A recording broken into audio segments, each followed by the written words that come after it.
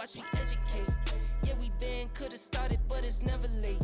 Do it for my kids, yeah, let's set it straight. Do it for your kids, gotta set it straight. It's time to regulate. We need change now. We need solo, Hey guys, welcome back to the podcast. And Derek Leonard, welcome to you as well. Glad to be here. So, Derek, right now, I want you to just tell our audience a little bit about who you are and what you do. So I am Derek Leonard. I am the dental startup guy. So mainly what I do, I've been on the business side of dentistry for over 25 years, and I've helped build and grow hundreds of practices throughout the United States, and I've worked in thousands.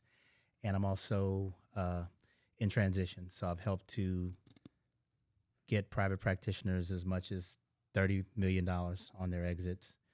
So like I said, I'll go to the schools and talk to kids about what they want to do. I'm sure you remember those days.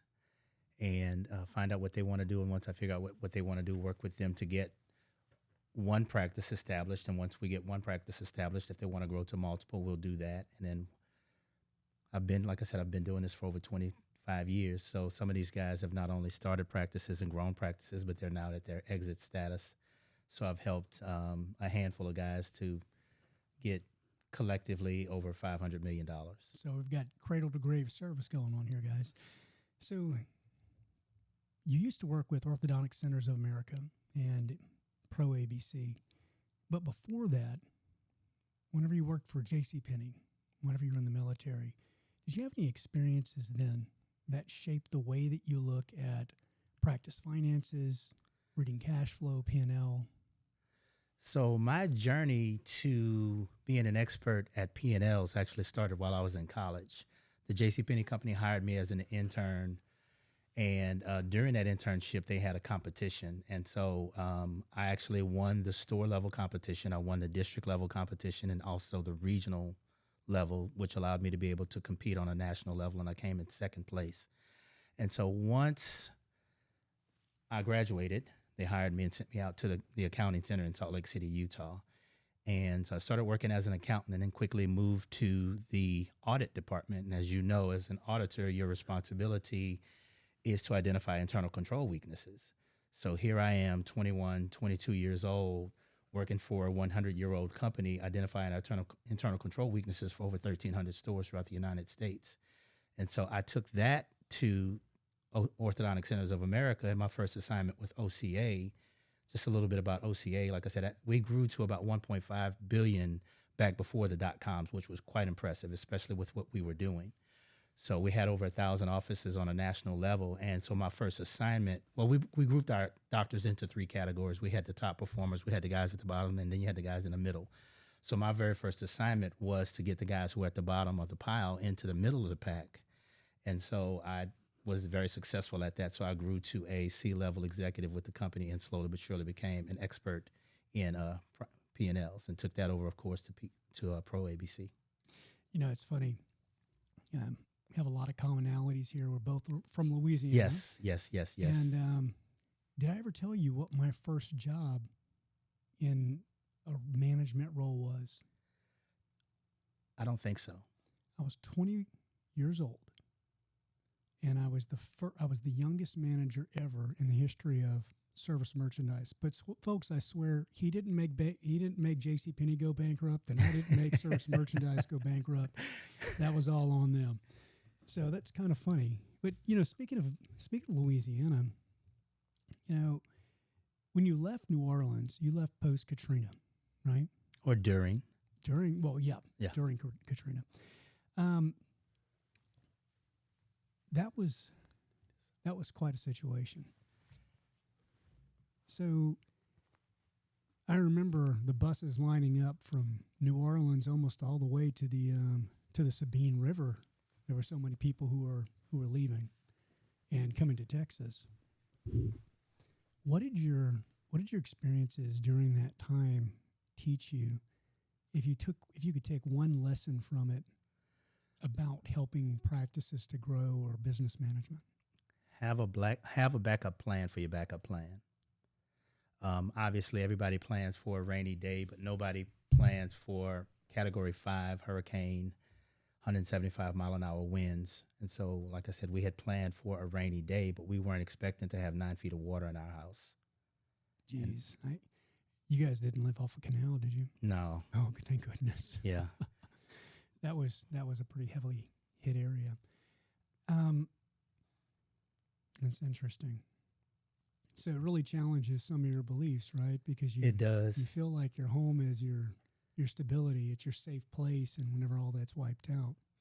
Yeah, and then you come here and people try, like I said, there's a reason that I stayed in Houston. It's wonderful being here. I love it here. But try explaining to someone that you lost everything. They're like, oh, okay, you need a driver's license. Okay, well, I don't have one right now. What do you need in order for me to get a driver's license? You can use your birth certificate. There you go. You know. My social security card, don't have it.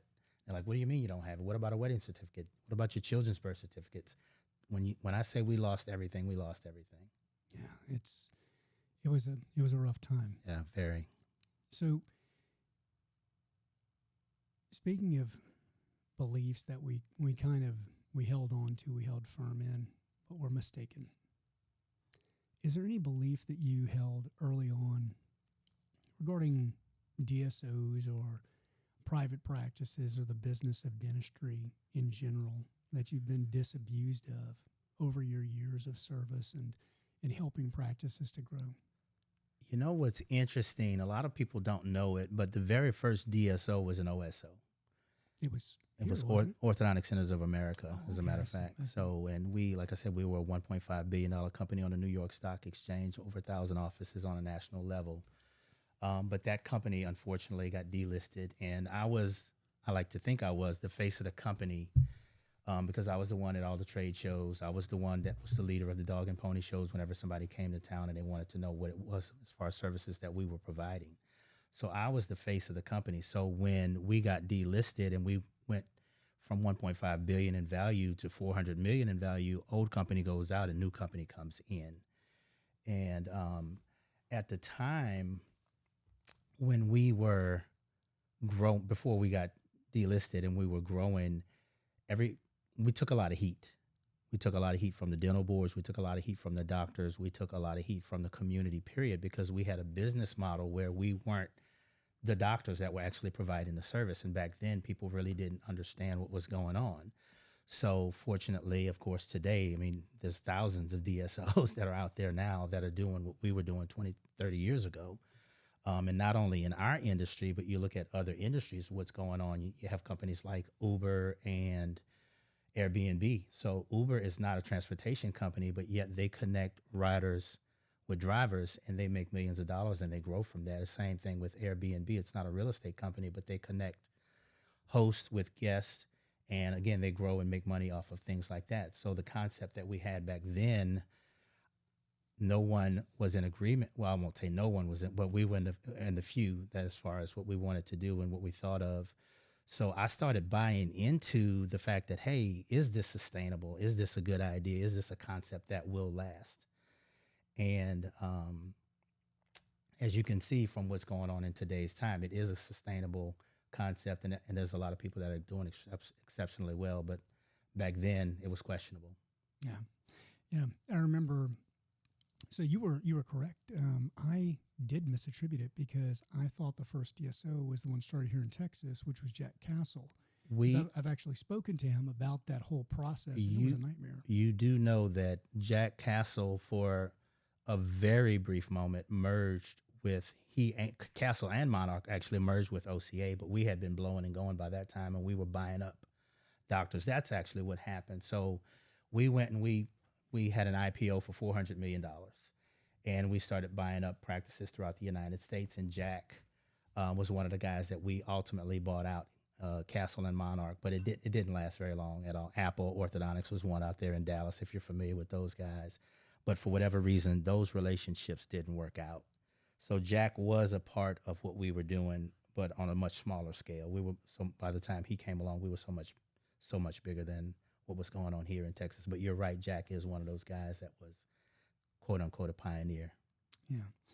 You know, one of the things I tell dentists is that, you know, they may view DSOs and corporate as the enemy, but if they want to survive, they really need to look at that corporate structure and see what it is, what's the magic sauce that it puts on these practices, so that, they can take those things and say, okay, the patient care is super important to me, the relationships are important to me, but I want to be able to compete.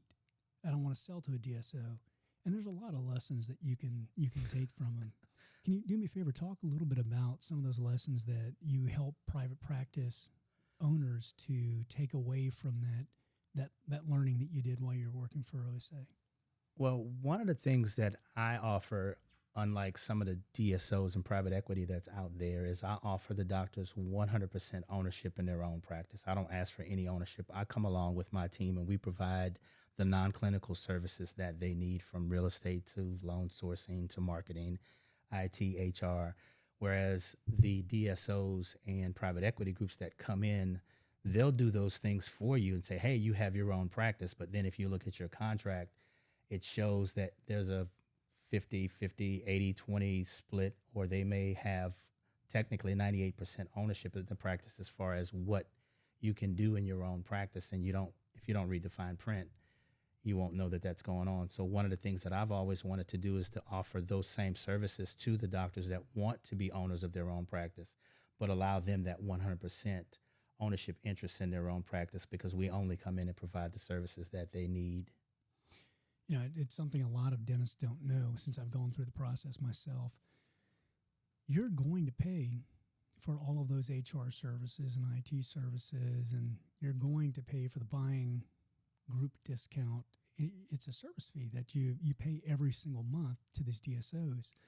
And so if you want to remain 100% owner, and there's not a lot of DSOs out there who really, and I think there's starting to be some new ones. I'm of the firm philosophy that we're on about the 5th generation of DSO, and we can talk about that there in a little bit and see if I'm smoking crack or not. But if they want to remain owner, but they still want to receive those benefits, this is a great way to do it. Yeah, because I do so much business with different companies like Benco and Shine and Patterson, they do offer some of my doctors the same discounts that they offer to some of the DSOs. It's actually called a special markets program that we have. So if a doctor does want to get the same benefits that they would get if they were a part of a DSO, they can get those same discounts. Yeah. For most practices, we talked a little bit about my practice because of the volume that we did. We often, particularly in implants, we often got those kinds of deals. But I certainly didn't do enough lab work whenever it came to single crown units. Yeah, but if we coupled you with 10 other guys throughout the United States, again, that whole special markets program or different other programs that were out there as far as discounts were concerned could have come into play. Well, it's a way to hit economies of scale if you're not doing so in your own private practice, which is a super important concept. So when you started this business, and do me a favor, make sure everyone knows the name of it and how they can contact you real quick. Well, the parent company is actually ProABC.com. There are other companies, subsidiary companies. Like I said, we recently launched what's known as Dental Startup Guy, which is basically a lot of the same services, but just in a newer form for doctors that want, again, that autonomy and certain different things that we didn't offer initially, we're offering now. So, but ProABC, and it's just pro like professional, and then ABC like the alphabet.com. So now that we've covered that and made sure, because, on podcasts, they listen to like the first 30 minutes at the most, and then they drop off most of them. I wanted to make sure they knew how to contact you. But you had to have brought on investors when you did this. So tell me about the first no you got from an investor or from a landlord that ultimately saved you from an unforeseen risk at the time. So what I'm going to do is I'm going to talk a little bit about OCA and what happened to OCA, because they were blowing and going, two guys. I really wanted to ask you, but I wasn't sure if you're under NDAs. No, well, technically, by definition, they're not around anymore. Old company went out, and new company came in, and I don't have any ties to, which was technically the first no that I wanted to talk about. It wasn't necessarily a no with an investment group, but when the new company came in, because I held the position that I held, I was literally the first one on the first day to be let go. They let 6 people go on day one, and I was one of 6. And so, hey, thank you for your services. Good luck, and get out of here. So, but that again turned into ProABC and Dental Startup Guide. If they go to my name, which is DerekLeonard.com, they'll have different all the different companies that are out there underneath the ProABC umbrella that are there. There's a copy of my book that they can receive and things like that. Just Derek is Derek, and then Leonard is Leonard.com. So talk to me a little bit about the unforeseen risk that you avoided with that. So what I was about to go into, and I'll go into now, the two technically starters or founders of OCA was Bart Palmisano and Gasper Lazara. And they reached a point where they wanted to go in different directions as far as the company was concerned, because we were having a lot of success. But Gasper wanted to open schools because he felt like there weren't enough orthodontists that were graduating and coming out of school. So he wanted to open the schools, and Bart kind of wanted to keep things the way that they were. And this is hearsay. I wasn't a part of that, their deepest, innermost conversations, but this part is, I'm fairly accurate on, I'm sure. But anyway, so Gasper wanted to do something different than Bart, so they went their separate ways. Gasper started a company called Orthodontic Education Company, OEC. And OEC opened schools like UMKC, Jacksonville, schools that are in place today. And he's actually, UNLV, he's actually the founder of the schools in South Carolina and Georgia. I apologize for not knowing the exact name of those schools, but he's running those schools underneath his jurisdiction as we speak. And the reason that I bring him up is because his business model was slightly different, where these kids that went to his schools, they had stipends and different other things. A lot of them were non-traditional orthodontists where they had been practicing dentists for a while.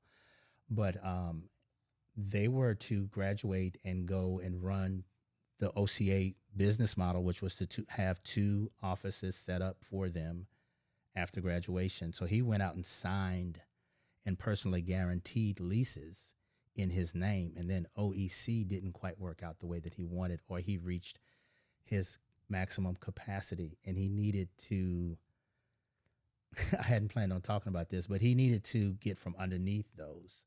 So what he and I did was we came together, and he said, hey, because he knew what I was doing, because at the time I'd already started ProABC, and I was going to the schools and talking to the kids who wanted to go into ownership instead of becoming associates. So as I went to schools and talked to the kids who wanted to go into ownership and they needed a place to set up their practices, everybody that I matched in one of his offices that he had already signed a lease, he paid me a significant amount of money, and that was the investment that was made into ProABC. So I never really went to a bank and got a loan for ProABC, but we launched it because Gasper and his son, John, who's also an orthodontist in Ponte Vedra, Florida. And now, from what I understand, John's son is either in ortho school or he's already an orthodontist. So they have the family enterprise dynamic going on. But anyway, they helped me launch ProABC. And there was some help from the other side as well. Like, I don't want to talk about too many names, but a lot of the people that helped me to grow to what I ultimately grew to, there was a lot of people that helped out. But the Lazaras were definitely one that helped me launch ProABC. You know, it is, it speaks highly of you that these previous, I guess, bosses would reinvest in what it is you were doing. So let's move on a little bit to how it is you're applying some of these skills that you learned in OCA and, you know, early on in ProABC. What, and I'm going to get specific if you don't mind, what clauses have you found buried in a loan or a lease that have burned more owners than any interest rate ever did? I will give you my very first Derekism.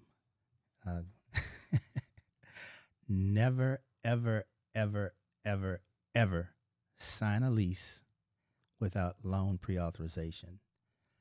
Leases are harder to get out of than death, taxes, and student loans. So they don't care if your loan goes through or not. When you sign that lease, you're on the hook for 5, 7, 10 years, whatever it is that you've decided to sign up for, whether it's short term or long term. So rule number one, never, ever, ever sign a lease without having loan pre-authorization. I'm actually, even though I preach this throughout the United States, I'm still dealing with that very thing right now in 2 different parts of the country.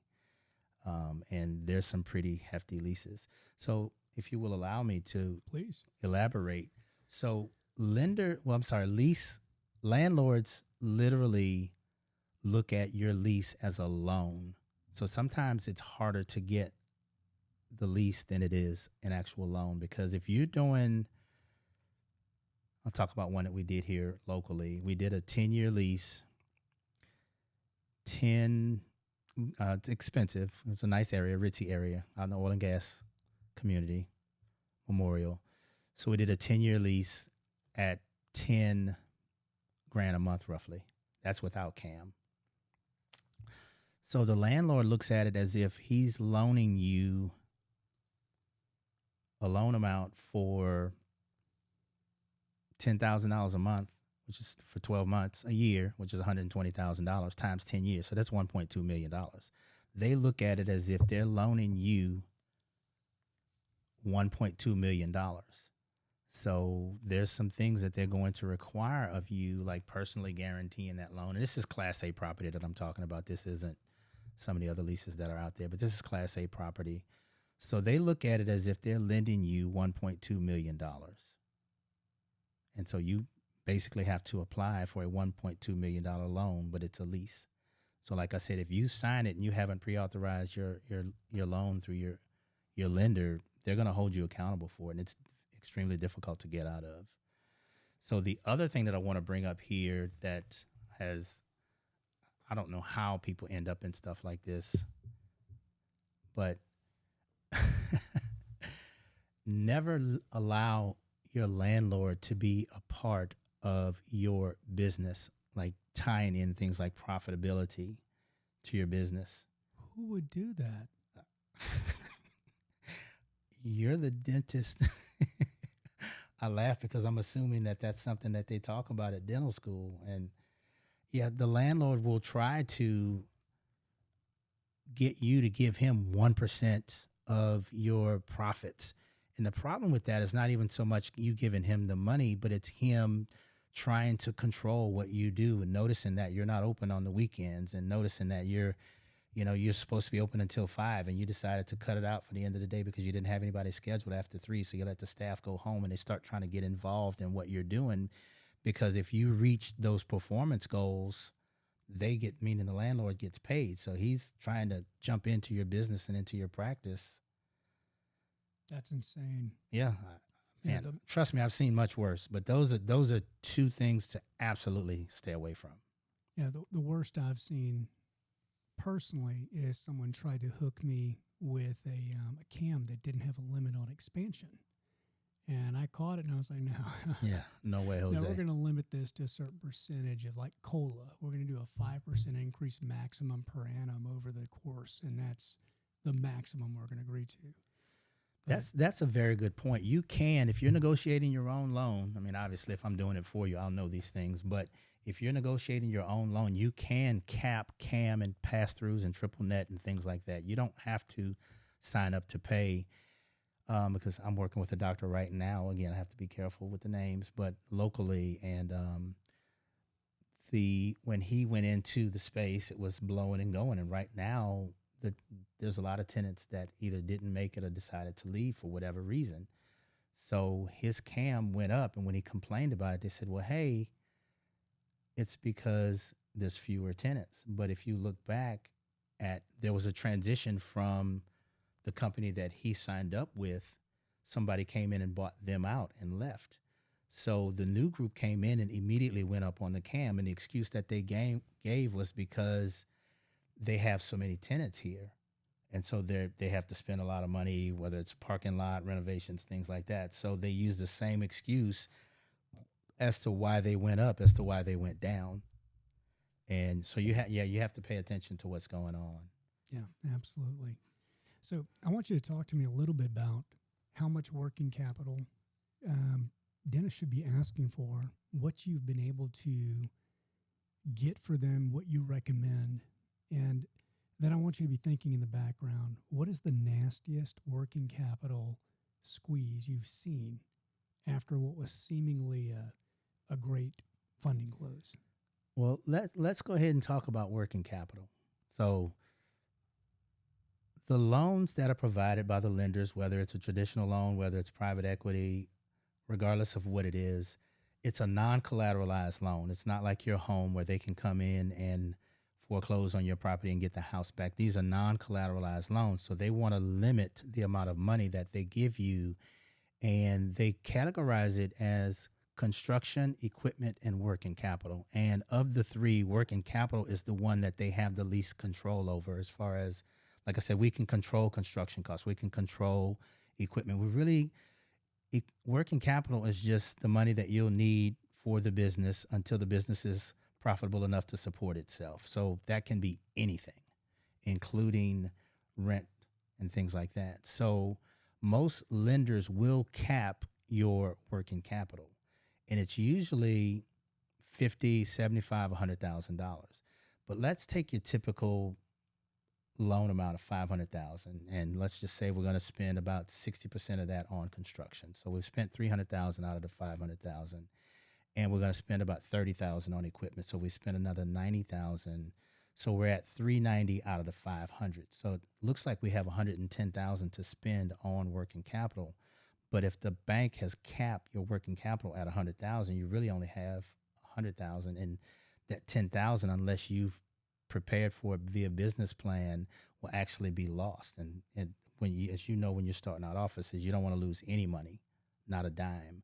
So that $10,000, if you know about it ahead of time, you can go ahead and plan for that to go into additional equipment or even additional construction if you'd like. But the thing to know about working capital is the lenders cap the working capital. And I know, because you and I have talked before, that you were able and fortunate enough to get a significant amount of money for a non-experienced business dentist. You did exceptionally well, and I'm happy for you, but traditionally that doesn't happen. Well, thank you. I'll tell you the rest of that story in a little bit. But so talk to me a little bit about the most vicious post-funding working capital squeeze you've seen. So when it comes to the working capital, like I said, mainly what you want to do is you want to get that TI money from the landlord, because that's what's really going to help you out. Explain to them what TI is. Most of them don't know. Okay. So TI stands for tenant incentive. It's called a TI reimbursement.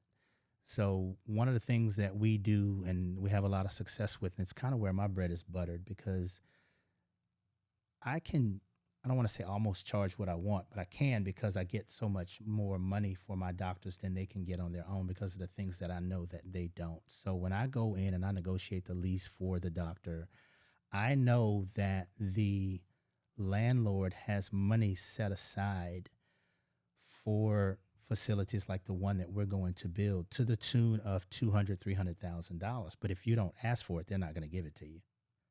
But it's been set aside for you to do the construction on your project. So that $300,000 that we just talked about a minute ago, as far as the $500,000 loan and 60% of that being spent on construction, if you've negotiated, or if I've negotiated on your behalf for you to get tenant reimbursement from the landlord, once you spend your $300 on that space, the landlord will literally write a check to either you or the bank to replace or reimburse you for the money that you've spent on their space, because you're going into their space. They own the space. You're just leasing it. So they've set aside tenant improvement money to give to you to help you be successful. So in that example, we've just basically, and that's not money that you have to pay back. So we've just taken a $500,000 loan where we have to pay back $500,000, and we've turned it into $800,000 where we still only have to pay back the $500,000. Yeah, TI is wonderful. So we've added $300,000 to your budget, and you don't have to pay it back. And the other trick there is the free rent or the rent abatement period. They understand that you can't go into your space day one when you sign the lease. So they'll give you a free rent period. Sometimes we can get 6 months. I've gotten 18 months, but 12 months is not typical, but we can get 12 months usually out of a good lease space. I wish I'd had another 6 months. And again, when it comes to money, again, we just talked about that space out in Memorial that was $10,000 a month. So if we get you 12 months of free rent, that's another $120,000 again that you don't have to pay back. We've added to your budget, but we didn't add to your debt. And that's the key to all of this stuff, because the banks really only give you enough money to be successful. They don't give you, a lot of people don't know this, but they actually encourage you to get an associateship 2 or 3 days a week to take care of your personal needs while you're building your practice, because they only want to lend you the money for your practice. One of the practices I really want to highlight, and it's something I actually fell victim to, is that some of the banks will say, particularly Bank of America. I'm looking at you, BOA. So BOA a lot of times will say, oh, we'll agree to this increased working capital that you've requested, but we really want to see you use a consultant, and here's a consultant that we recommend. So what you really don't realize at the beginning of that is that this is a B of A executive, and they have some nepotistic connections to B of A, and they usually aren't very frickin' good. In fact, mine embezzled from me. They used my office manager to hide numbers and falsify data. And when I fired them, because I had a money back guarantee at the end of 1 year if we didn't hit 850,000 production, and we were just shy of it because I've been keeping track. I'm like, the numbers you're showing me aren't right. It turns out my office manager, who they had helped me to hire, was actually working for them the entire time. And when I fired them, she left and erased my entire scheduled booking, so I couldn't backtrack and show the math to sue them. It was quite the experience. My goal here today was to be positive about everything, but there's a lot of negativity in what we do, and I'm so glad that you brought it up and I didn't. But to piggyback on what you're saying, I mean, there's a lot of negativity in what we're doing out here, and one of the most difficult challenges for these kids that want to do their own thing and not necessarily go into corporate dentistry or join some DSO or sign a contract that says that they only get 40% of their production, is to know who they can trust. And that's, again, not to keep promoting myself, but that's what we help you avoid. The people that are out there that have no interest in helping you, or even worse than that, are interested in stealing your money, having you hire a consultant, pay that consultant, when in fact that consultant actually works for the company. Well, they were a retired VP. Yeah, we'd have to do a whole nother podcast. I have stories, which, like I said, I don't like getting into the negative side of things, but I have stories that'll top yours. Well, we should definitely get into that. Hopefully the air conditioner is working correctly next time. So if you guys will pardon us, we're a little bit informal because the air conditioning in my studio for some reason just stopped working, and my AC guy can't get here until tomorrow. But I actually wanted to ask you, do you have any unconventional cap table advice for dentists who are considering bringing on minority partners? How do you prevent silent drift toward misaligned goals? When you were talking a minute ago, literally something popped into my head. If you're ever going to do any type of partnerships, there's something that's called a sunset buyout clause. If you say those words to the attorney that you're working with, he'll make sure that he puts it in your contract, but it's definitely something that you want. And basically, it's just a safety net. If things go left, or if the partner that you've joined forces with decides to kind of concentrate their efforts somewhere else versus what they've agreed to do with you, you have rights to, as long as you do it within that time frame, and that's why they call it sunset, before the sunset rises or before that deadline kicks in, you can bow out, you can buy them out, and you can get out of a situation that would ultimately turn into litigation and get really nasty. So a sunset buyout clause is something that you definitely want to put in place. And how long would you usually set that for? A year? 2 years? If the other party will allow you to do it, my sweet spot is actually 3 to 5 years. And I deal with a lot of transitions. So a lot of these guys are waiting around for a recap or a second transition with a bigger multiple. So if you can get them to agree to it, I would actually do the 3 to 5 years. Okay, that's good to know. Most companies with good attorneys won't allow that to happen. They'll go back to what you were talking about a second ago as far as the 1 year, maybe 2 years. But if you can, try to get as close to 3 to 5 as you can. Sunset buyout clause. So, whenever we look at the different roles within a practice, dentists understand production, or they think they understand production. I'll say that. And so, generally, in a production role, you've got pretty set standards for how a dentist gets paid, how a hygienist gets paid. What is one non-clinical team member that founders chronically underpay or don't employ that they need to? This one is so easy for me, the billing specialist. Because here's what I say, obviously, I'm not a doctor and I don't proclaim to be. But what you guys will do is you'll go out and you'll hire a billing coordinator at $18 an hour, and she's literally costing you hundreds of thousands of dollars in non-collections every year. And as you know, with the 10X valuation, that's millions of dollars in valuation every year.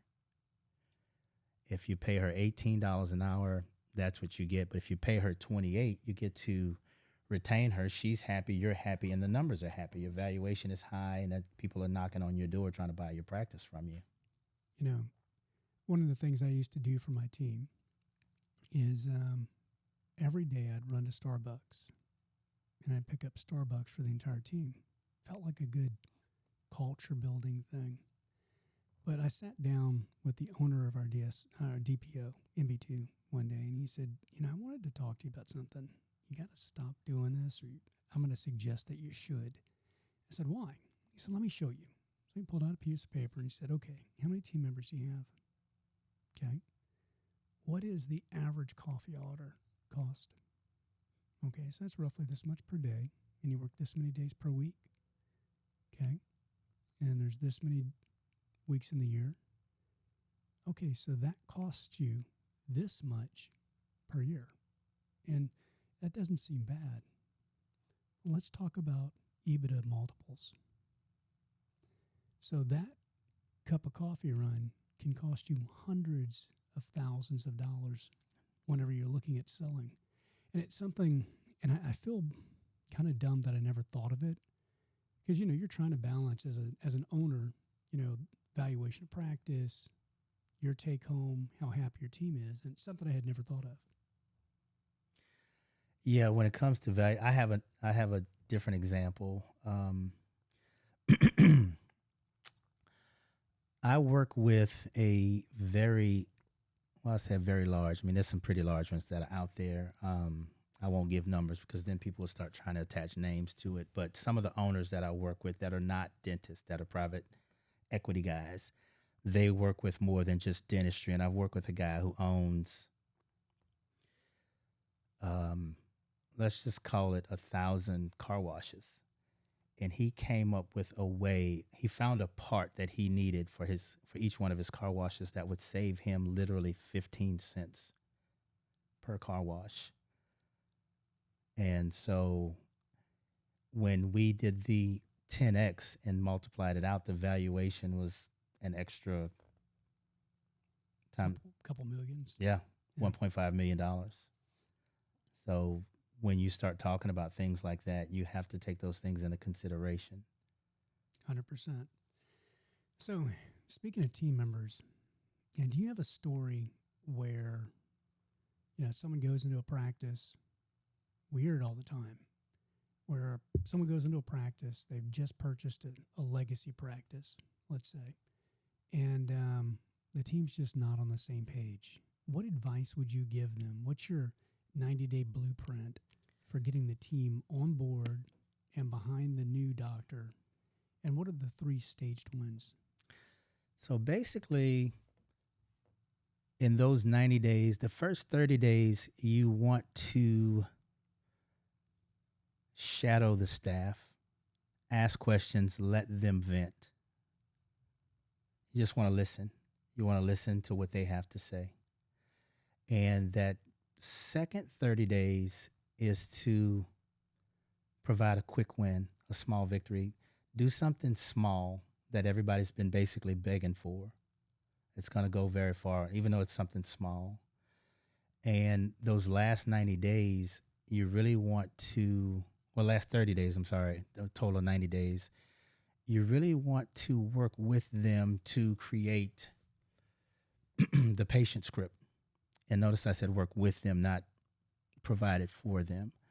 If you do those three things within those 90 days, you'll gain a lot of value with that legacy staff, with that existing staff. And what are the 3 wins?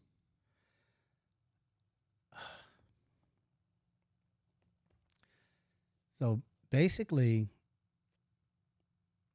I don't have an answer for you. Okay. All right. How do you know if how do you know if it worked? You want to do it that way? Yeah. I think that's a good way to answer it. So when I'm looking at the financial statements, the P&Ls, you and I have talked, I guess, the other day just about how keeping an eye on staff expense will help determine your profitability during the existing year and, of course, your valuation if you're looking at a 10X or if you're looking at exiting. So if the staff has a positive culture, which is obviously what we want, and that's more valuable almost than anything, the numbers will be there. So when we talked, I guess, again, the other day, where if you take $1 million practice and we've got a $300,000 staff expense, that's a 30% in comparison to collections. But if we know that industry standard is 20% or $200,000, then we know that we need to work on that. Otherwise, we're losing $100,000 every year, 300 minus the 200.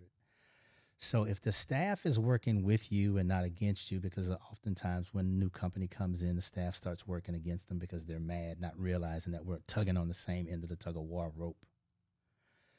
But if you keep an eye on your staff expense and it falls within that 20%, maximum 25% range, then what you were trying to do actually worked. You know, in my practice, I had an example of each of these, which is why I have this question. Can you tell a story or think of an example of a practice you've helped where there was just an absolute rock star new hygienist or new treatment coordinator that just rewired the practice's profit? Well, I don't know about rewired, but we did have a girl where Or almost ruined it. Either one. I'm gonna go with the positive story. Okay. So we had a treatment coordinator that begged us. She begged us to let her do things the way that she wanted to do them.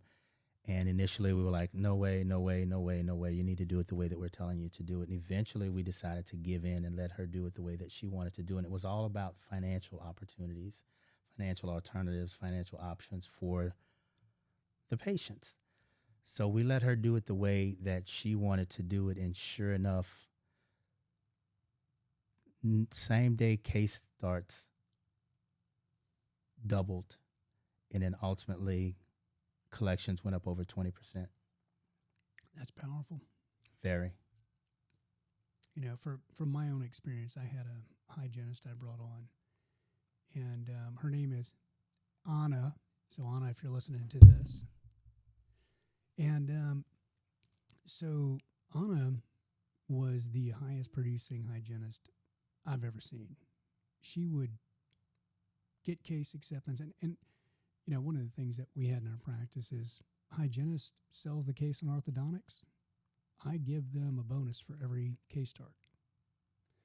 And so she was resistant to doing all the intraoral photos and everything and extraoral photos at first because she didn't have time.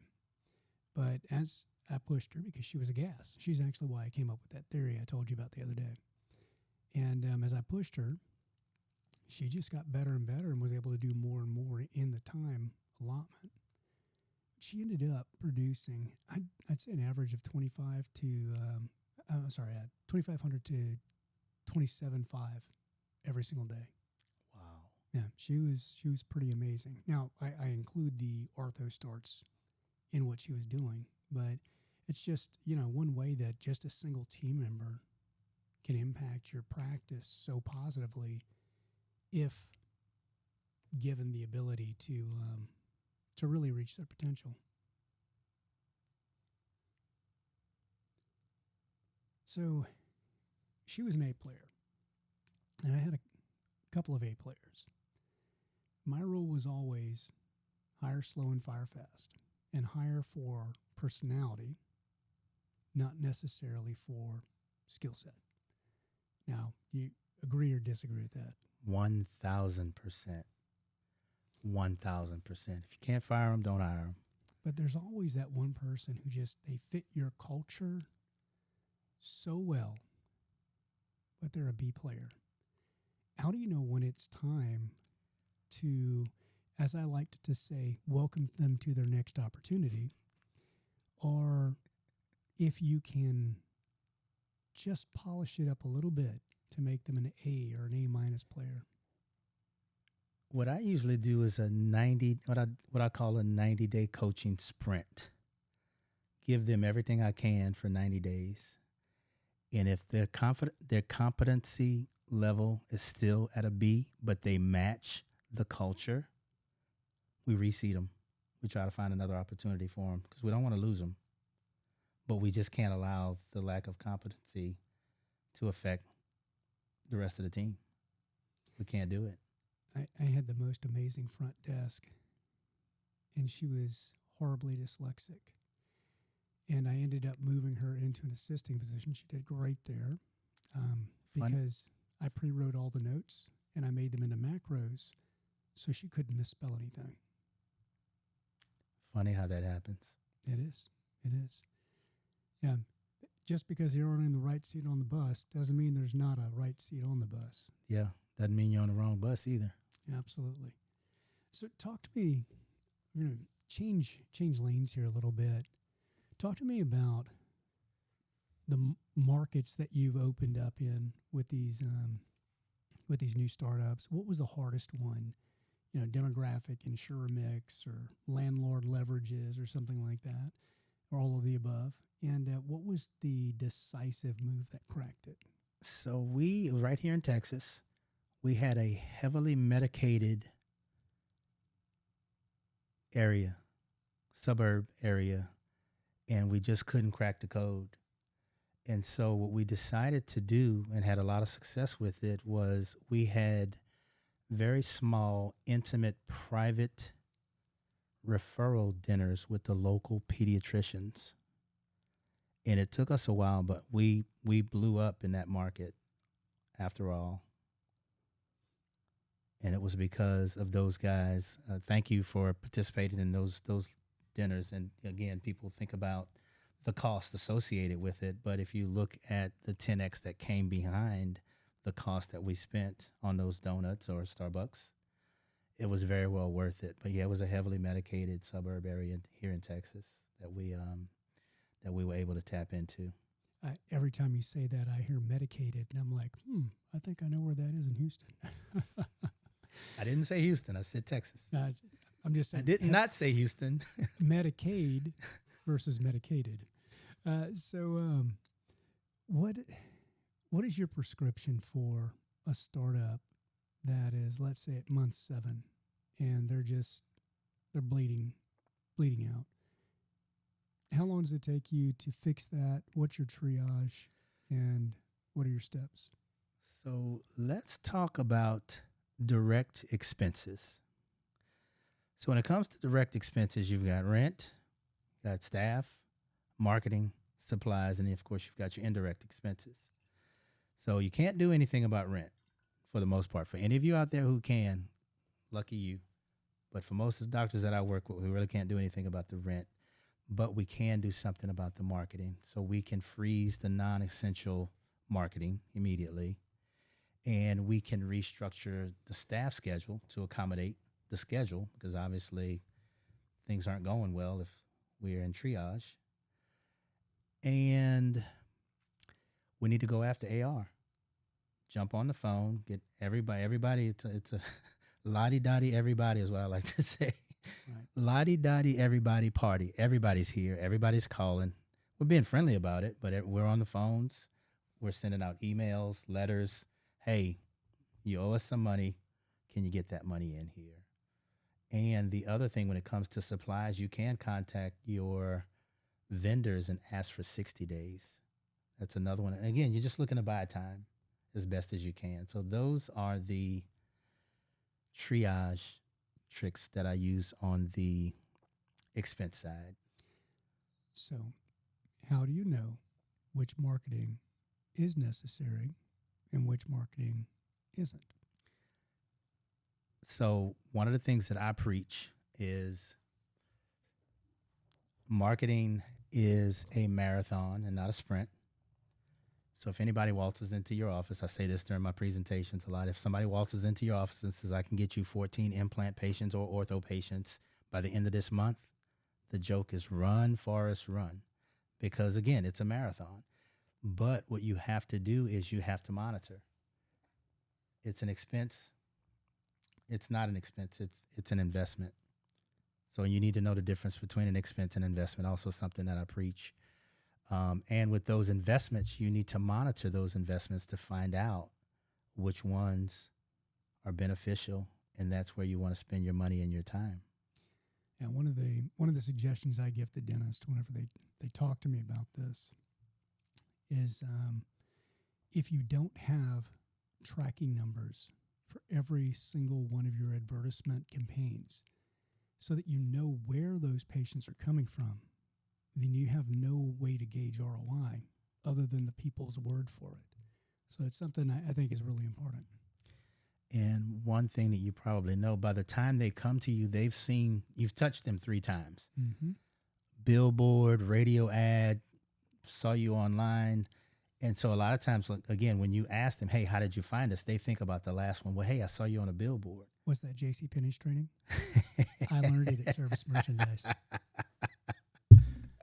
I don't know if you saw me smiling over here, but yeah. I laugh because I haven't heard the word service merchandise Don't laugh since my kids were born, man, and my oldest is almost 30. Oh, man. So, Remember Eckerd? Eckerd Drugs. My dad worked at Eckerd Drugs. You know JCPenney owned Eckerd. I didn't know that. So when I was at the accounting center in Salt Lake City, that was one of my departments that I ran. I ran gift certificates in the pharmacy. Something else. Speaking of names you haven't heard in a while. No kidding. So what's the most counterintuitive scheduling architecture that you've implemented to improve both provider happiness and EBITDA? Believe it or not, less is more sometimes. And one of the things that I've done not only once or twice, but I've done it at least a handful of times, and we've had a lot of success doing it, and that is to cut Fridays. So what ends up happening, number one, the patients adapt. I mean, think about it. Most of the patients are coming to you Monday through Thursday anyway. It's only a handful that's coming to you on Friday. So when you cut that Friday, you're not cutting all of your patients. You're only cutting the guys that are coming to you on Friday. So move them into your Monday through Thursday schedule. And when you do that, you cut out, well, first of all, with your staff, they're now having 3-day weekends. So they're now more energetic. They're coming in there in a better mood. So case acceptance goes up. And overtime gets cut out, overhead gets cut down. So when that happens, what does your EBITDA do? Your EBITDA goes up. So the leadership is happy, the doctor's happy, the staff is happy, and the patients are still happy. I'd say compound that with perhaps increasing your hours of operation. Yeah. To make late or early appointments, depending upon your patient demographic, something that you can do. Or both. Yeah. Or both. Absolutely. So share a one-pager that you wish that every practice would hang in the sterilization wall and what's on it. New patient equals first impression. The 3 checkpoints are turnover in 7 minutes or less, X-ray accuracy, instruments counted. You being the stud that you are, I figure you might have an appreciation for that. Well, you know, I took pictures of all of mine. They were on the sterilization walls. We used a cassette system because I found it was the most efficient way to track instruments and make sure that you had the instruments you needed that were cleaned. And on every single cabinet wall, they could put 2 types of instrument cassettes in each cabinet, top shelf, bottom shelf, and there was a picture and a picture. So they would load them on the clean side and wrap them up and sterilize them. And whenever they pulled them out, they'd reload and they'd just go, okay, this is this, this is this. And we had a marker. I don't remember where I got it, but it was actually a sterilizer indicator marker. Believe it or not. I don't know if you know, have you seen those where it turns a certain color? Yes. Okay. So I had them write code that was on the bottom of the picture on the cassette. So when they were autoclaved, when it came out, if they couldn't tell, it was a checksum. So if they couldn't tell what the cassette was, that meant it hadn't been sterilized correctly. Mm. And if they could see it, then they knew it had been sterilized correctly. And they could put it away. And so it did 2 things at one time. Does that make sense? Yes. So what's, I know you've got your Derekisms, and I've got my Docisms. What's a positioning statement, a Derekism, if you will, that you've used that immediately either changed negotiations with a landlord or changed bank confidence level in a doctor? Anybody out there doing this on their own, this is the $200,000 gift that I'm giving to you. We are your healthcare anchor tenant. So the thing that you need to know that a lot of people just don't realize, that most landlords don't own their land. Just like us that are leasing, they have a mortgage that's out there and they have a lender that's on them to do certain things. And one of the things that the banks, lenders want is a healthcare anchor tenant in each strip center. Even those multiple strip centers where you'll see 5 facing this direction and 10 facing this direction, and you've got a Home Depot or a Lowe's in the back and a gas station up front. They want an anchor healthcare tenant literally at each one of those. Half the time they're broken up into families and each family member owns a different one. That's why when you're doing your restrictive covenants, you can't really do more than that particular unit that you're that strip center that you're going to be in, because they're all owned by different family members. But trust me, they all have somebody breathing down their neck trying to get them to get you into that space. And that's why they've set aside this $200,000, $300,000 in TI money in this 6 month, 9 months, 1 year worth of free rent that they're going to hand to you. But again, if you don't ask for it, or if you ask for it at the wrong time, I think you and I had this conversation the other day. If you ask for it too soon, they're just going to lump it into your dollar amount per square foot. So knowing when to ask for it is also key. Absolutely. So what's your Derekism for that? Call me. I'm joking. Come on now, give it to him. Gosh, what's the best Derekism for that? Even if you're on the right track, you'll get run over if you just sit there. So what do you tell the landlord, though, to make that movement? That's just it. We are your anchor healthcare tenant. Gotcha. What is that, 5 words? That's it. We are your anchor healthcare. Well, 6. If you tell them that, they'll know that you know what you're talking about. They'll know. They may even bring up the whole TI and let you know. They won't let you know the dollar amount that they've set aside, but they'll sit there and let you negotiate it. So going back to Katrina, I'll talk about this and I'll talk about where it is. I'm not working with the doctor anymore. I mean, we're still on good terms. But when Katrina happened, I was working with actually 2 doctors in the Gulf Port, Mississippi area. And tell them why that's significant. because a lot of people don't know it, but Katrina actually hit the Gulfport area. The levees breaking is what killed New Orleans. The storm didn't actually hit New Orleans. It hit Gulfport, Biloxi, Mississippi. The levees breaking is what really killed us, but the storm actually hit Gulfport.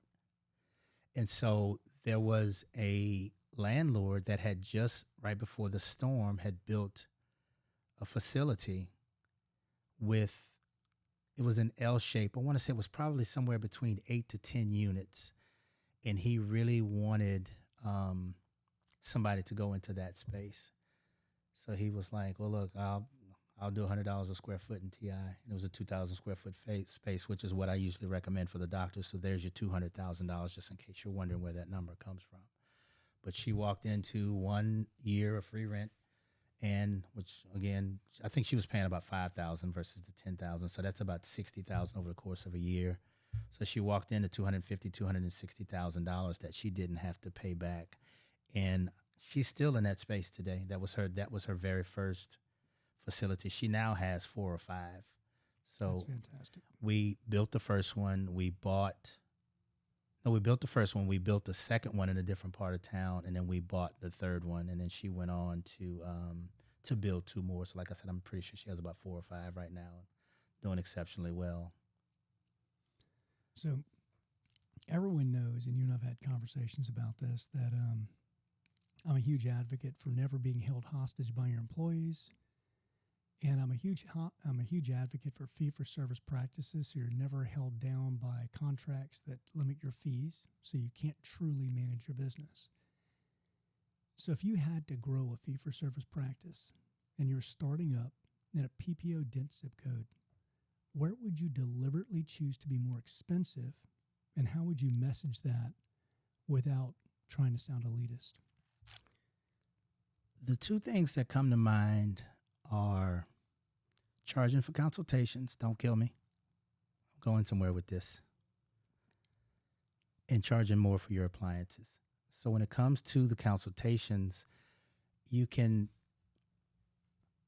pitch it as you probably already have and should, which is you'll get that money back if you sign up to receive the services for us. So yeah, you're paying it now, but it does come back to you once you sign up to get the service that you'll need.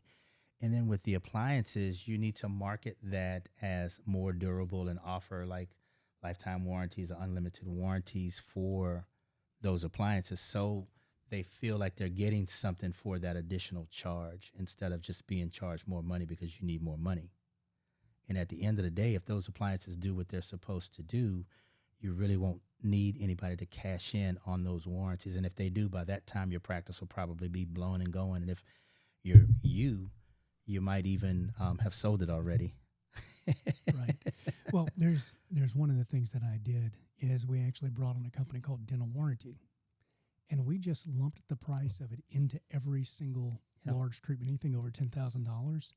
And we let the patients know that one of the reasons why we were more expensive is not only were we better trained, it was, FICOI, and but that our appliances came with a warranty, and that it wasn't just a warranty that had to come to my practice. They could go to any practice, and this company would pay for their work to be repaired or redone if anything happened to them. God forbid they got into an accident or whatever. And then I would remind them that the good Lord made their teeth, and he's a far better dentist than I am.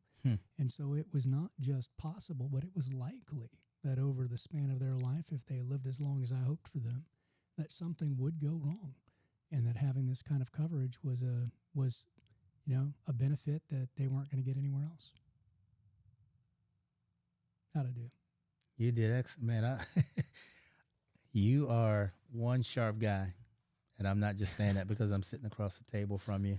Well, I appreciate that. But you amaze me. I mean, we sat here the other day and had a 4 or 5 hour conversation, and it just, the things when I think about the business side of dentistry, I'm talking about real estate and marketing. When you're thinking about the business side of dentistry, you're telling me about compound and how you measure the compound to make sure that we're not only when you're turning dials, never when you're throwing levers. There you go. So, what are the 3 most mispriced procedures in a GP startup, and how would you fix each one without breaking patient trust? Okay, so I'm going to list them first, and then we'll talk about what we need to do about it. So I'm going to go extractions, whitening, and night guards.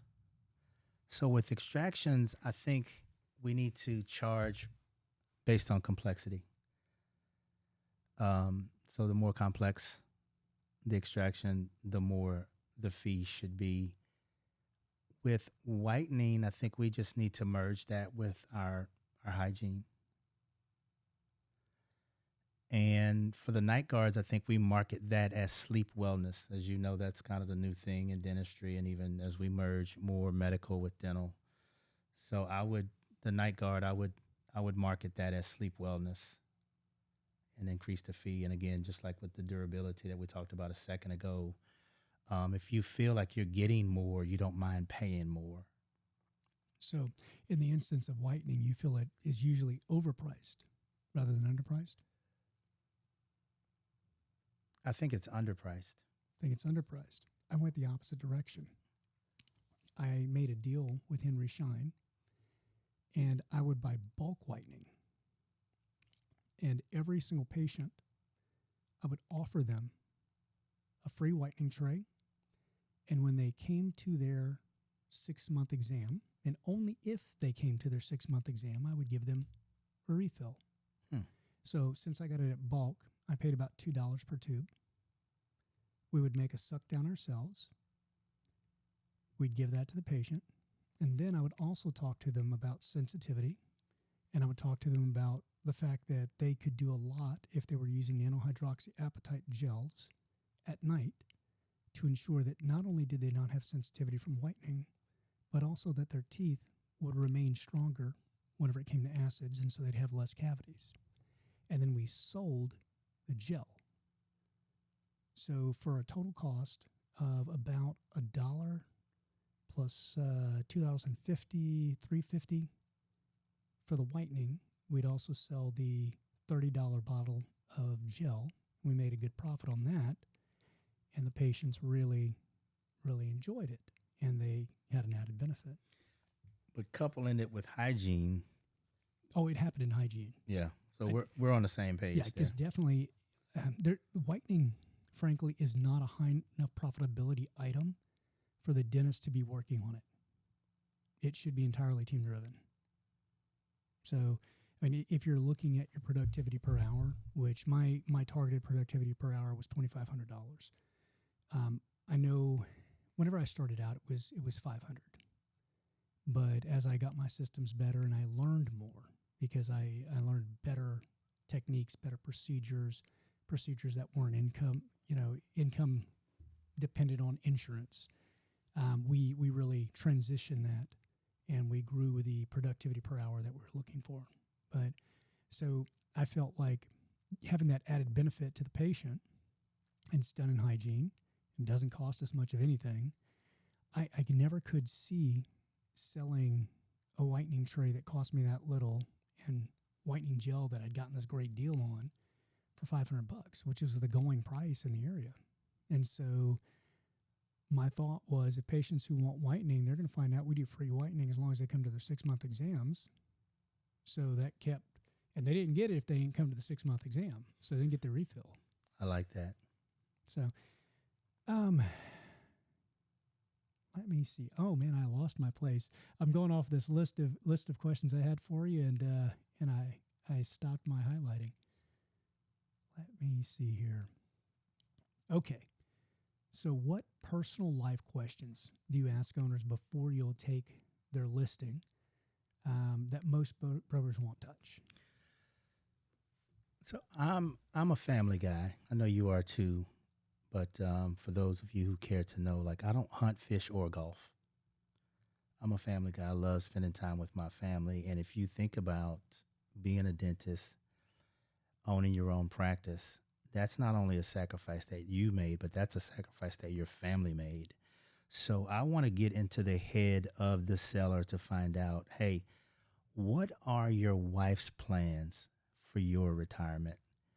Where are your children geographically? What do you plan to do when you retire?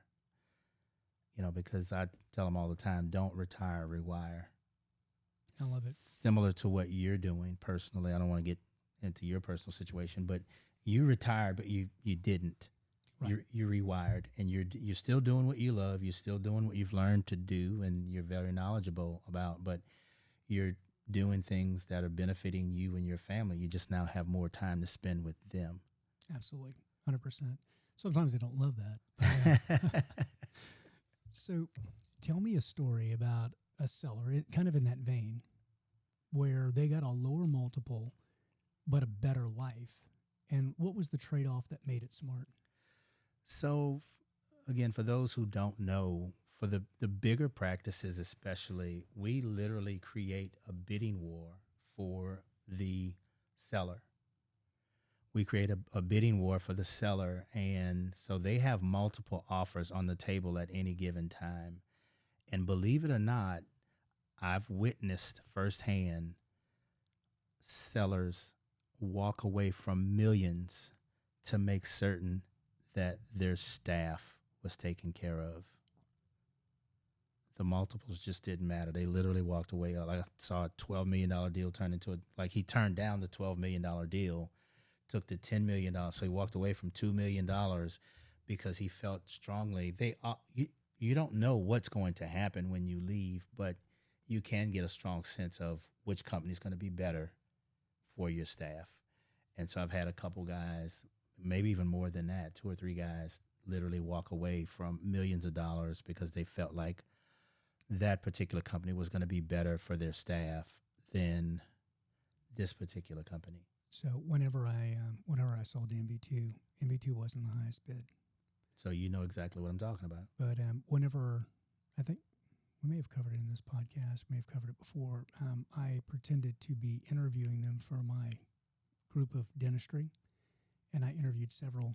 And the culture within the DSO office for MV2 was so exemplary, and people loved each other so much there that for me, that was a huge green flag that said this is the one to go with. And I mean, I'd heard other doctors had dealt with them and had really great outcomes, but the people who offered more, they seemed very backstabby.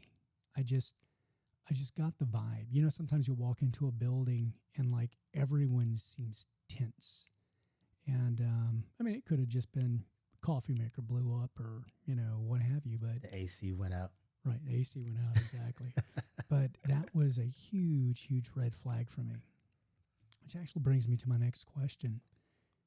What's a quiet red flag in a buyer interview that predicts that the post-close culture is going to create clashes?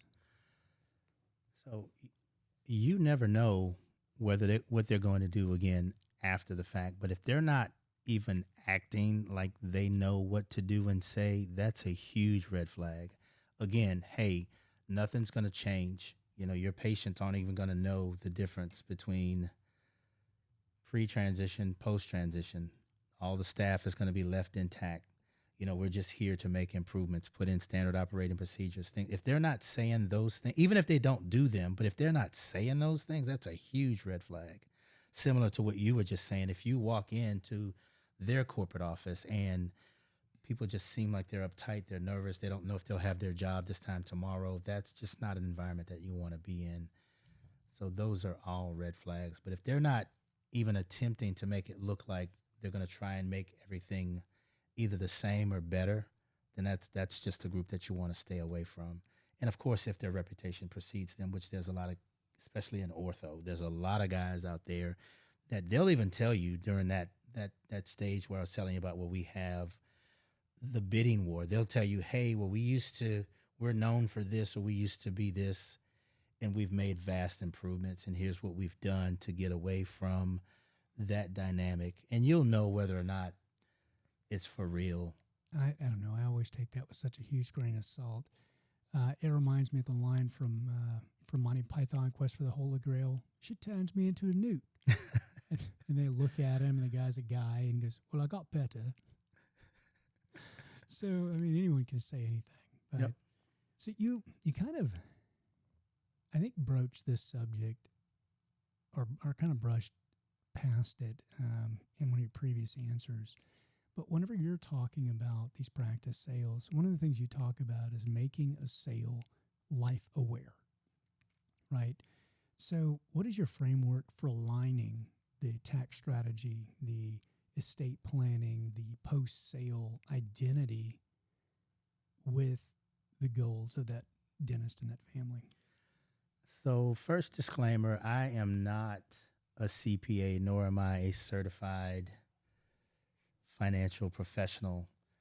But I know that anyone would want to not have to pay 40% of the practice sale in taxes. Do you set the trust up? I know people who do. I don't That's do it personally. fantastic. Yeah. Please explain that. It's something that I've talked about before, but I didn't have the opportunity to do that with MB2 because they were worried about the way that structure took place. And so probably many docs, whenever they sell to a DSO, won't have that opportunity. But for our private docs out there, please go in depth in that one. You could do so after you finish answering this this question or now at your at your leisure. Yeah, there's a ton of different strategies. Again, I'm not the expert in that category, and I do apologize for that. But I do know some people that are. One of my buddies, Dave, he's Dave Stepp. He's an expert in that category. So I have the people that they can talk to if they want to, again, avoid paying 40% in taxes. And basically, all you're really doing is taking that, and instead of paying it in a form of taxes, you're setting up an estate, maybe trying to protect your family, generations to come. It's really all about one of the questions that I didn't tell you that I ask on the sale is, what are you going to do when you retire? Because some people end up doing what you're not exactly, but maybe something similar, or just going into something that they love. And so if you're going to make an investment in that, you can take the money that you were going to pay in taxes and invest it in something else and avoid paying those. Again, I'm kind of getting outside of my realm of expertise, but the tax experts will let you know what you can and cannot do, especially when it comes to tax strategies and estates. But one of the first things that you need to do is identify who you are before the sale and who you are or who you're going to be after the sale. And it goes back to what we said a minute ago, don't retire, rewire. No, absolutely. And once the experts know what it is that you want to do, they'll help you set things up. Whether a lot of people love going into real estate investing until you have the whole 1031 and things like that. Again, that's not my area of expertise, but I can introduce and help people get from one side of the bridge to the other and get to the people that they need to talk to. But I'm not the expert in that category. And have you now if I could speak, it'd be great. Have you had success with doctors selling to DSOs using that particular vehicle? Absolutely. Oh, that's fantastic. Absolutely.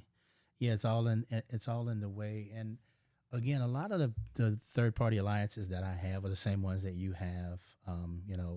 One of my main, I'll go ahead and throw him a shout out because he's fantastic in the company as well, but I'm sure you've heard of Dykema. And so Eric White is the attorney that I use for pretty much everything at that company, and he's been fantastic. But yeah, anytime I'm not an expert, I'll turn you over to somebody else. Like when we talk about setting up practices throughout the United States, me doing hundreds of them, I'm not a contractor by any means, but we get it done. So for our listeners, if you haven't heard of this concept in a very basic sense, what you're doing is when you look at the tax code, the trigger event for paying taxes is something called a taxable event. And so when you receive money from the sale, that is a taxable event. And that's when you owe the IRS money. So when you sell your company and the proceeds of the sale go directly into a trust that's been pre-set up for you, you have not received that money. The trust can then loan you 100% of the proceeds of the sale. Now, to guarantee that loan, one of the very common things that you do is you set up a term life. Is it term? No, it's a whole life. I'm sorry. You set up a whole life policy that guarantees to pay out at the length of the loan term that you have negotiated with your trust that you created. And at the end of that term, it automatically pays back the loan. So that comes with a couple of different prices. One is the price of that whole life policy, and the other is the price of the creation and maintenance of the funding entity, which is the trust. Now you can get a second policy that will pay those costs. So what happens is at the end of the loan, you pay all the taxes on the sale. Now, the thing is there's very few things in life you can guarantee are going to go up. Taxes is one of the few that you can guarantee is going to go up. And so you can almost always beat that money by investing, even just in the regular stock market, the money that you got from the proceeds 100%. And then with the insurance, you pay back IRS, you pay with the other insurance all of the fees, and it's all in a nice, tight little bow. And it's very complex, and it takes some very skilled lawyers and knowledgeable lawyers to do so. But just so that you know, that is a vehicle for maintenance of your wealth that you've created through your practice that you can tap into, and it's something that Derek can help you with. How did I do?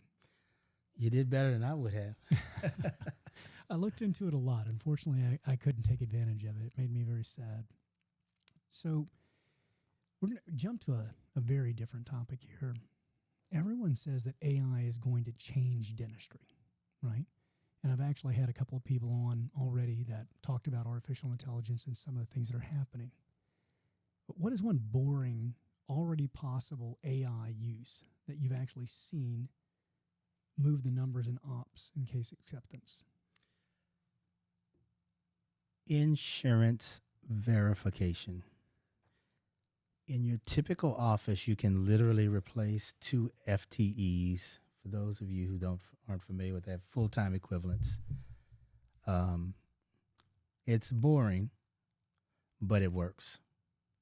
And so what happens is your case acceptance goes up because you can now do what may have taken you 24 hours to do, you can do in minutes. And so the patient knows right away what's covered, what's not, what their portion is going to be. And so if the automated insurance verification will come back in a matter of minutes, you share that with the patient, move forward with the case acceptance, and again, that money goes into your bank account.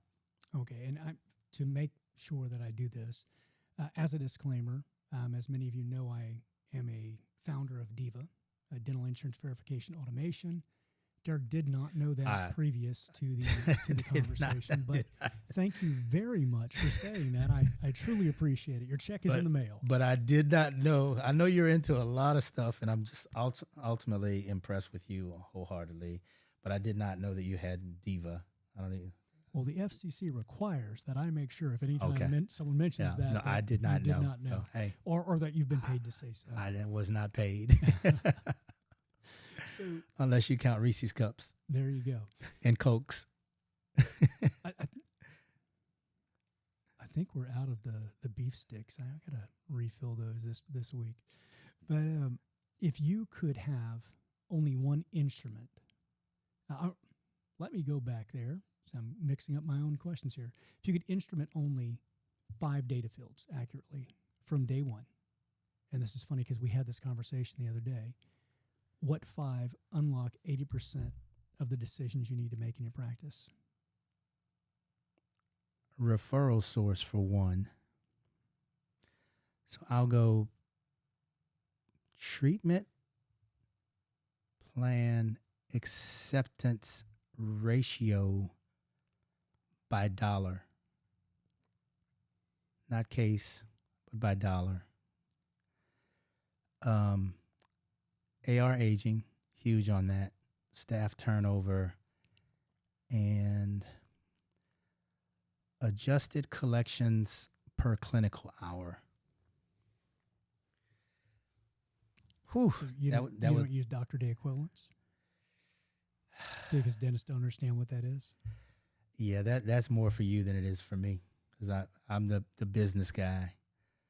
So those are my 5. Your honorable mention may come into play, but I'll let you real smart people deal with that. So, of the playbooks you haven't written yet, you have promoted the speed method publicly. What's the hidden step 0 you teach privately that makes speed work? And what is speed?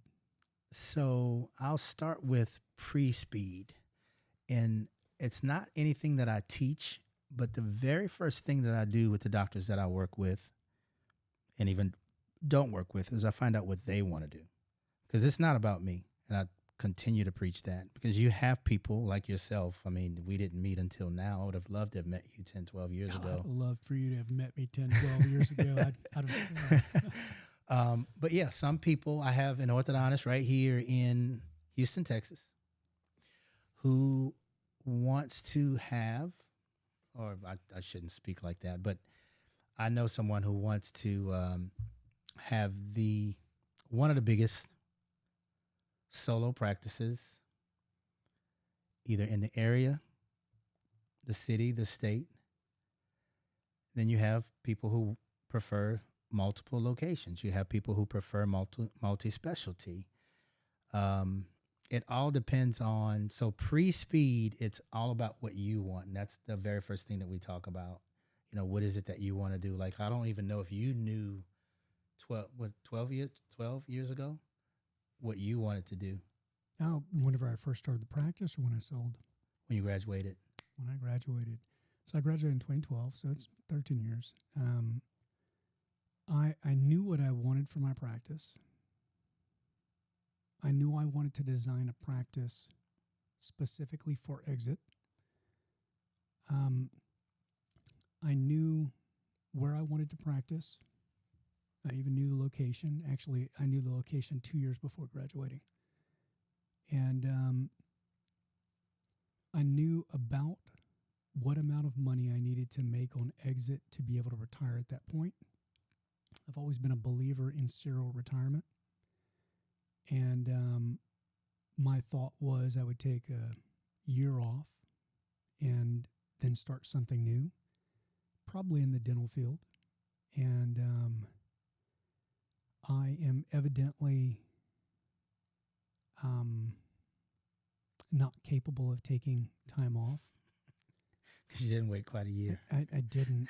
And it got to the point where I was driving my wife mad with distraction. And she basically told me I needed to find something else to do and stop hanging around the house. Well, let's talk about speed. So if you've ever heard me talk, you'll hear me say, success is not a secret. It's a system. And so you obviously created a system that works, albeit impatient, but your system works because you've done exceptionally well for yourself. But that system that I have, the speed system, is the S is for secure the funding. Generally speaking, whether you get it from mom and pop, whether you get it from the government assistance, whether you get it from traditional loans, private equity, nothing happens without the funding. So secure the funding. And by the way, Catrice helped me with this track. She helped me with this tremendously. But anyway, prepare your blueprint. So in preparing your blueprint, again, when you go to the lender, and we talked a little bit about this earlier, you'll need to have your business plan, your budget, your timeline, your projections, and your demographics. And so the first E is what some people may call the most important, and that's enlist your support, and that's inside your practice and outside your practice. Earlier, I talked about third-party alliances and Eric White with Dykema and things like that. So your CPA, your supply rep, your equipment specialist, if you're going to be doing outsourcing as far as marketing is concerned, you want to enlist your support. The second E actually stands for execute branding. And something that you've done exceptionally well is the D, which most people leave out because it's develop your exit strategy. And so we say, well, hey, why are we talking about an exit strategy and we haven't even started yet? So how can you That's the destination. how can you start the race if you don't know where the finish line is? Right. I 100% So agree. you had a plan in place and you had developed your exit strategy in a timely manner. So that's the SPEED formula: secure your funding, prepare your blueprint, execute branding, enlist support. You can do those, either of those two E's, and at the same time or simultaneously, or one in front of the other. And then the D is just for develop your exit strategy. I love it. I love it. It's a great So framework. what would make you think, as a dentist without even owning a practice on your own, what would make you think about exiting before you even got started? Just Well, I knew I was getting out of school before, much older than many other dentists, and I've always been of the mind that there are a lot of things in this world that I would like to do, but when I do anything, I always give my all to them, and so I exclude pretty much everything else. It is both a blessing and a curse. And so I'm not that smart. I can only do one thing at a time. I disagree. You know? I appreciate that, but versatile perhaps would be a better word. And so I knew that if I wanted to do anything else in life, I had to have a date certain. And I knew that most dentists didn't, in that a lot of dentists worked far beyond their usefulness, or frankly, far beyond their patient safety margin. And I didn't want to fall into that trap. People look at me like I have a shoe stuck in my forehead when I mentioned developing an exit strategy. But to your point, I knew an orthodontist who had, I'm gonna say he had Parkinson's. I don't know what he had, but I know that his hands, I don't know how he would do it, but he would place those brackets exactly where they needed to be. But speaking of far beyond what you should be doing, he should have, and God forgive me, but he should have retired a long time ago. But, you know, he had patients. They loved him. He had staff. They loved him. And he was a great guy. He just, like I said, he had some issues with his hands. And he wasn't the only one. There's a lot of, I won't say a lot, but there's definitely more than one or two that are out there that Or they don't keep up with the science, and they continue doing things that just aren't clinically acceptable anymore, or, you know, wet glove or wet hand dentistry, wet finger dentistry. Yeah, I've actually, when I graduated, I walked into a practice introducing myself, and I saw the guy just going to town inside that patient's mouth, no gloves on. wow. And it was pretty shocking. You're right out of school, particularly, and my head just about exploded. So, moving in a slightly different direction, what's a negotiation tell that you watch for in bankers and in landlords that instantly will change your strategy in the room? When they start talking about policy too soon, I know they're either a rookie, they don't know what they're doing, or they're going to need my help.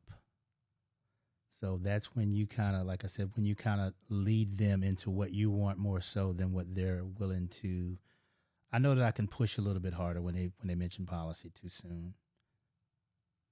Makes and so sense. and I'll Can dive. you give an example of that?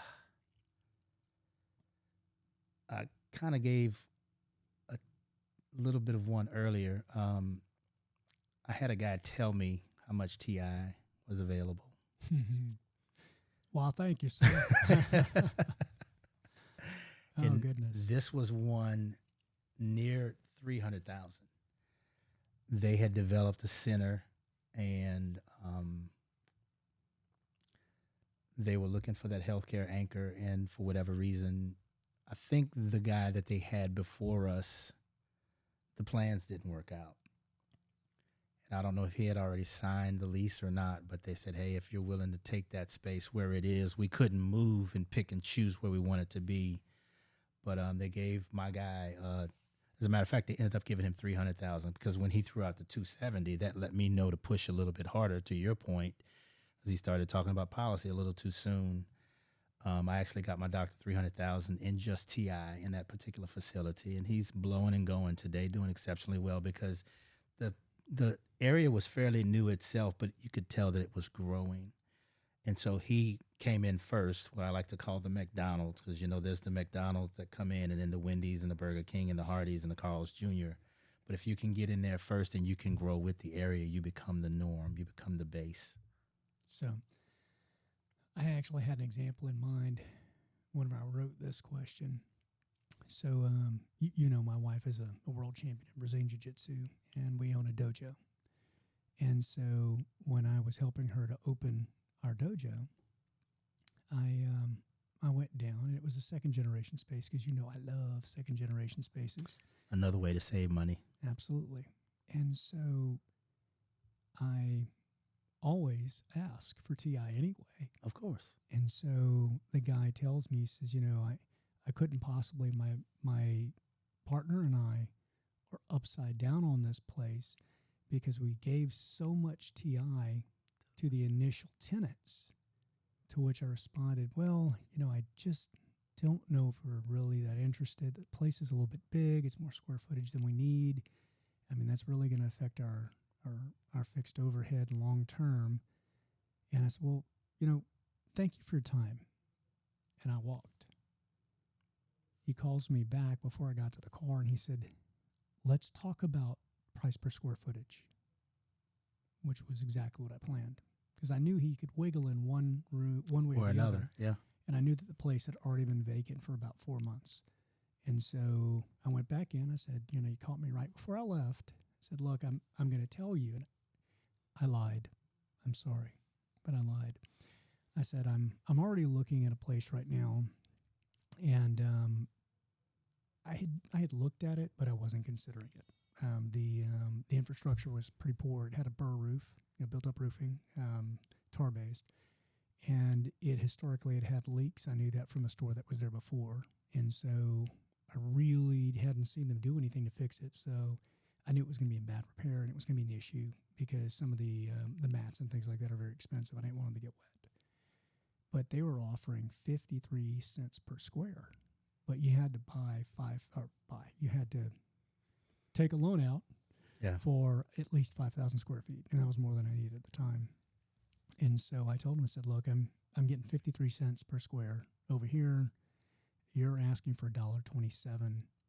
I just don't see, I think we're too far apart. And so he came down, and we ended up paying $1.10, I think, which wasn't huge, but pretty good price per square foot on a main highway.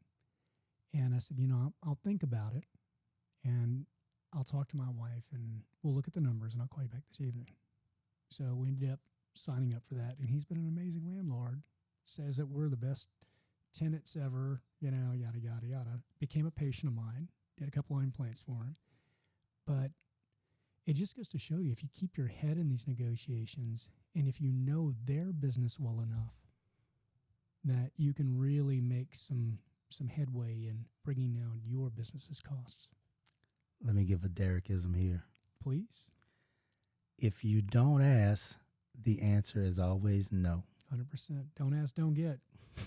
So that's actually one of mine. So what is the most valuable anti-goal that you have established with founders of new practices? Something that you promise not to do, even if the spreadsheet begs for it? As long as it's about strategy and not ego, and I'll explain that in a second. But anyway, as long as it's about strategy and not ego, I'm willing to bend, because a lot of what we do is, it's not cookie cutter. It's custom, because we do custom work. So I had a doctor who wanted to have his office just outside the break room. So that way he could make sure that people aren't hanging out, having a good time, spending you too loud. 'Cause you've been in the dental office before, and you're like, hey, it must be break time. Absolutely. So, and I also had a guy that, and this will make more sense, but he knew that he wanted to do some things on the CE side. He wanted to host events and do like community things in his waiting room. So we built a much larger waiting room for him than we would have in your typical practice. But again, it was about strategy and not ego, and that's what I meant by that. So as long as it makes sense, I'm willing to bend a little bit. Yeah, we just built a huge dental office on the west side of Houston. It's huge, but we were able to figure out how to make it work, how to fit it into the budget, and he's doing exceptionally well. He just opened up, and he's doing, but he's a great guy. He was an existing doctor in that particular space. It was move-in ready space that he went into. So we were able to save a few dollars there. But as long as it makes sense and it's not about ego and it has strategy behind it, I'm usually good with that. So I have to laugh. So it was one of my concerns whenever I built my practice was I might be working, someone's hanging out in the break room, basically stealing time. And so what I did as a design element in my practice, first of all, I made the break room small. Then I got a cafe table. So for those of you who don't know, cafe tables sit much higher. And I got core strength cafe table chairs. So what a core strength chair is it has a rounded bottom. Exactly. So they complained about the chairs endlessly the entire time I had the practice. They used them. And I like to call them the Weebles wobble, but they don't fall down chairs. Don't fall down. But that definitely kept my team from hanging out in the break room without me ever having to provide direct oversight to ensure it didn't happen. We had office policies, but office policies are only so good as the oversight that they're accompanied with. Okay. So, getting further off track, whenever you visited me the first time with my last guest, actually, Catrice, I didn't know you, you didn't know me, so I had no idea that you're also a DJ and an MC. So were you silently judging my stuff when you walked in? Not at all. Not at all. Not at all. I did want to start rapping when I first put the headphones on and got the microphone in my face. You did say that. So how did your stagecraft help you to reshape how you teach doctors to present treatment and lead teams? So you and I share a mutual friend who goes by the name DJ Smiles. So, and if you hang around Elijah long enough, you will hear him say these words: "My pivot game is strong." I have heard that. I told you. But if you think about it, the worst thing in the world for a DJ is for nobody to be on the dance floor. So if I play a song that I think is going to hit and it doesn't, it has people racing for the chairs, then I know immediately I need to pivot and get some Michael Jackson, something that's Chris Brown, something that's going to get everybody back on the dance floor immediately. Because like I said, the worst thing in the world for us is an empty dance floor. So I take that and I apply that to what I do, and I look for doctors who also do the same thing as far as that pivot game is concerned. Because if you're going over a treatment plan and you're looking at that patient in the face and you can see at some point you've lost them, something you said just didn't go over right, or even worse, you're walking down the hallway and one of your top team members has her 2-week notice in hand and hands it to you. You need to pivot and pivot quickly, especially if she is the glue that keeps everything together. So having a strong pivot game can help you in any aspect of life, whether you're DJing, whether you're consulting like I do. Like I said, if we're looking, you talked about triage earlier, if we get to that month 7 and we haven't turned a profit yet and the working capital is gone, we've got to figure something out. We've got to put a tourniquet on. So we have to pivot. And well, it's also a callback to one of your previous answers. Your backup plans have to have backup plans. Have to have backup plans. Absolutely. So, how did relocating after Katrina reshape your sense of risk and belonging and community building in new markets? You know, we talked a lot, like you said a few days ago, and one of the things that we quickly brushed aside, but we're all different, you know, whether it's black, whether it's white, whether it's red, whether it's blue, liberal, different nationalities, different religions. But the one thing that I've learned throughout this entire process, not only Katrina, but COVID, is that we're more alike than we are different. I'd agree. We're more alike than we are different. And if we embrace that, imagine what we could accomplish.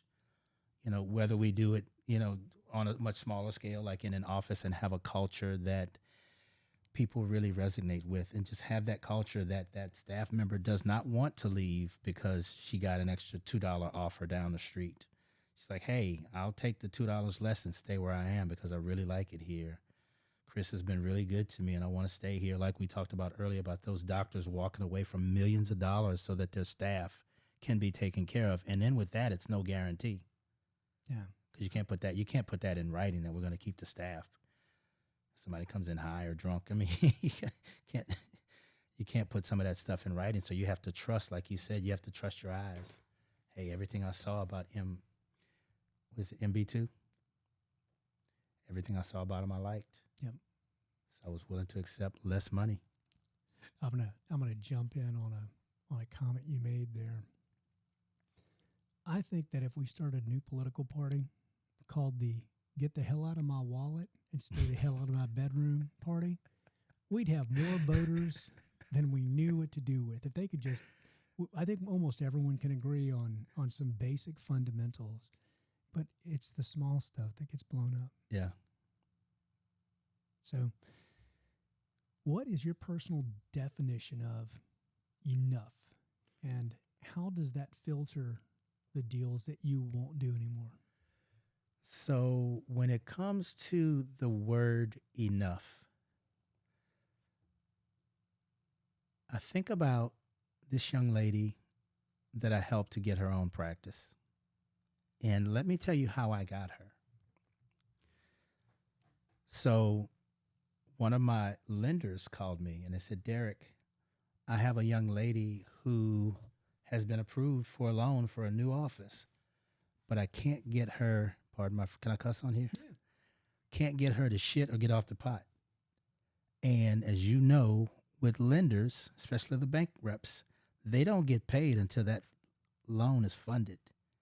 And they get a significant amount of money when that loan is funded. But if the doctor's just sitting there and won't move, they get nothing. So I met the young lady, very nice young lady. We worked together. We opened her office. And she is just living the life of her dreams right now. She's traveling and doing the selfie sticks and all of that stuff, showing everybody where she is and how she's doing.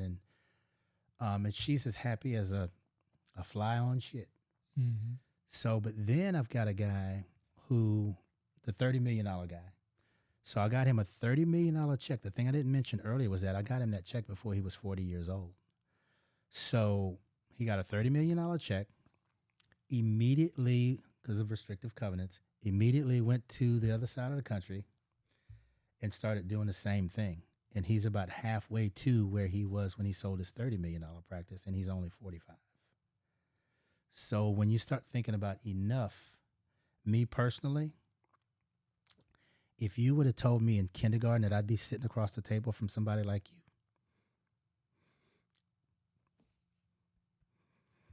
I wouldn't have believed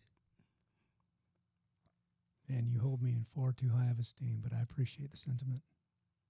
But I'm just a little old kid from New Orleans. Amen. I'm just a little kid from Lafayette. Know what I mean? You haven't even touched your water, Derek. You need to hydrate, my friend. You're right, because these darn lights are killing me. They are. So you actually kind of dove in to this question with your previous answer, but I want you to do a deeper dive. Now, obviously, this doesn't apply to the dentist that you were talking about, but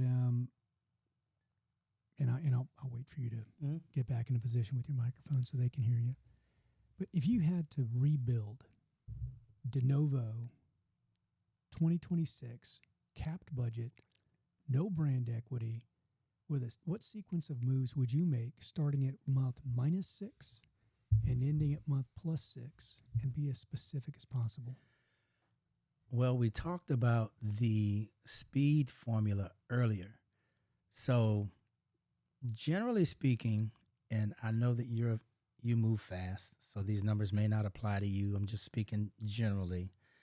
So generally speaking, to go from saying, hey, I want to move forward, I want my own office, to actually seeing patients takes about 6 to 9 months. And then you mentioned month 7 with the triage. Generally speaking, once you open your doors, in order to go from the red and into the black to where the practice is profitable enough to support itself, is about the same time frame. So you're talking about 6 to 9 months plus 6 to 9 months. So you're talking about, in totality, you're talking about 12 to 18 months. So if you think about what your question is, going back those first 6 months, and just basically going through that formula that I just gave, secure your financing, prepare your blueprint, and you can, I was going to say, you can almost do it one per month. I mean, you can secure, because again, you don't just show up at the bank and they loan you the money. You need a real business plan. I'm working on a project in Washington, D.C. as we speak. And so I'm putting together, because she wants to do somewhat of a satellite. So I'm putting together the business plan, the budgets, the timelines, the projections, the demographics, and you have to get those things over to the lender, and the lender has to hand them off to somebody internally. That person internally hands them off to an underwriter, and the underwriter has to sign off on all of this stuff. So when I say securing the funding takes a month, that's a real month. And so like you said, at -6 months, we need to secure the funding. Once the funding is secure, because we don't want to sign a lease before we have that funding in place. Once the funding is in place, now we can go out and look for space.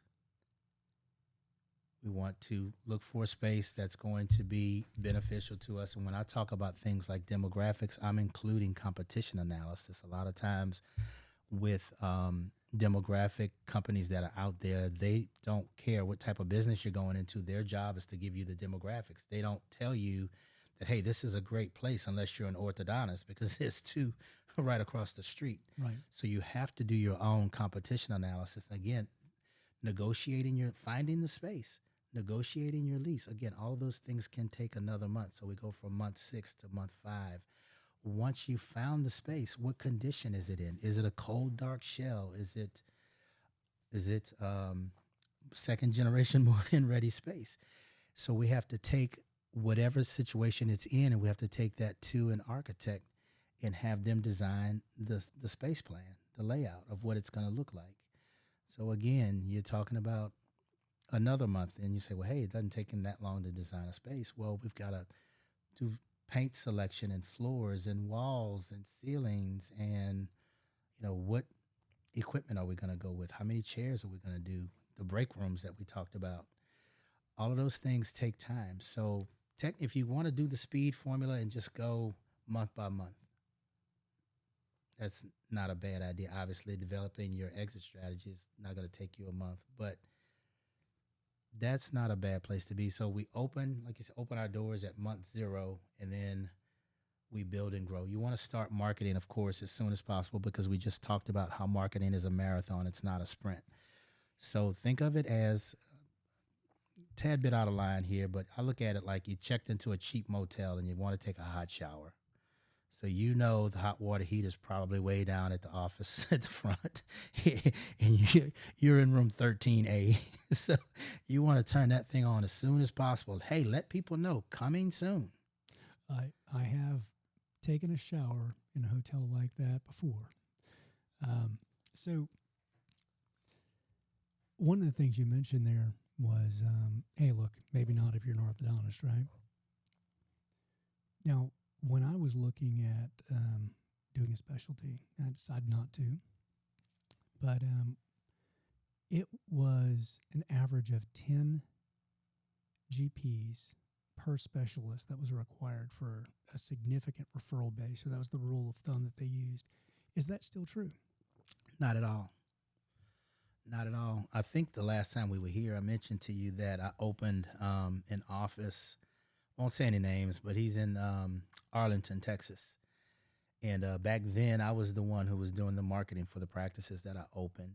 And we had just opened up, so I was the one passing out the flyers and business cards, referral cards, and things like that back then. And I went to a space that had 4 units, and all 4 units were general dentists. So I literally walked into each one of them and let them know that, hey, we have a new orthodontist just down the street. But each one of them had a patient base that was completely different than the other. So we're all able to survive. What we do with our competition analysis is I try not to have more than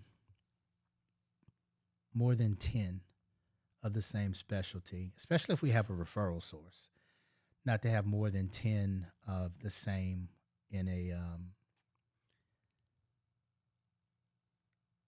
we do it by 3 mile, 5 mile, 10 mile.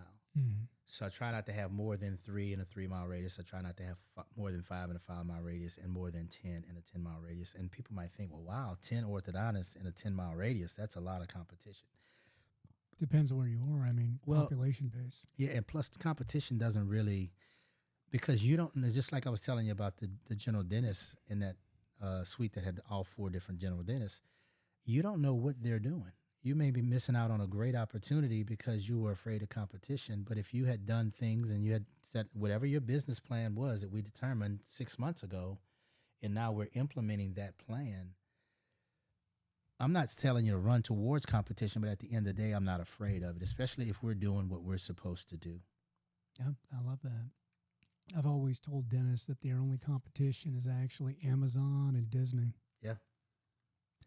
So 10 years from now, which part of the ProABC playbook do you think will be obsolete, like our rule of thumb of 10 GPs per specialist? That's a very good example because that's exactly what I'm about to say. Everything that's being done manually today, there's going to be a dashboard with every single category that you need to know anything about. It's going to be just like you're at a red light. Either stop, slow down, or go. It'll tell you where you are at any given moment.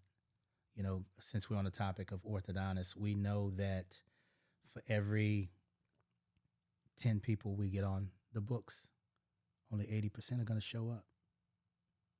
So that's 8 out of 10. And we know that of the 8 that show up, we need to sign a minimum of 50%.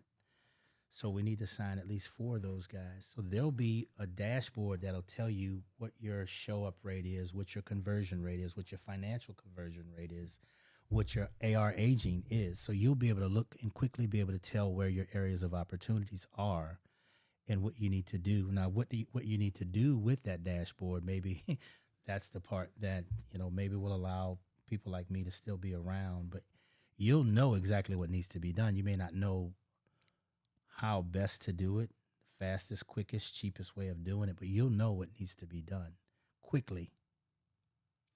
Is there a software service that's almost a no-brainer that every practice should use? I'm going to give somebody a shout out. Dental Intel. For me. If you're out there, you're opening your own practice and you took the jump, the leap of faith and did it yourself, at least take a look at it.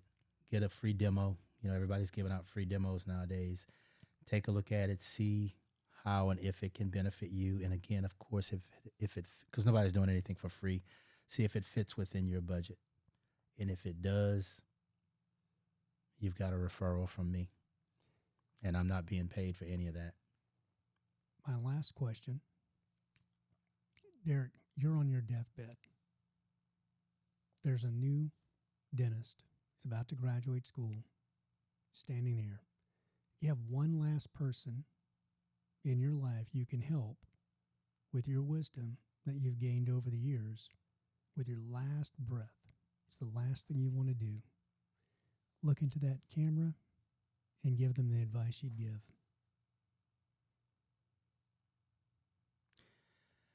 If you believe, you'll see opportunity. If you don't, you'll see obstacles. I love it. Short and sweet. Derek, thank you for coming out and putting up with this AC issue with me. And we'd love to have you back again sometime. I would love to be back. I feel like I have so much information that's valuable. Speaking of the guy on the deathbed, so many topics that we didn't touch. We touched on a lot, but there's a lot that we didn't. So if Make me a list, my friend. Yeah. I will cover them. And I think I've mentioned to you that with me living here in Houston, I have some guys that I'd love, at the right time to bring with me. And you can either interview them or we can, all have a little powwow session. Sounds great. Because most of the guys that we work with, we know the acquaintances. They have some value that they can add to. I'm of the opinion that every dentist has made enough mistakes that the ones they've learned from, they should share. Yeah, I think I told you, one of my good friends is a traveling endodontist, and he's done exceptionally well for himself and his family. He's a great Christian guy. He would love to do something like this, be a part of your show, and just share for anybody out there who wants to do something similar, like you, something similar to what he's done. He's happy to share that information. That's definitely a unique perspective. I'd welcome having him on. Yeah. Again, thank you for coming out. And guys, thank you for joining us for another episode of the Business of Dentistry podcast. Till next time, this is Doc.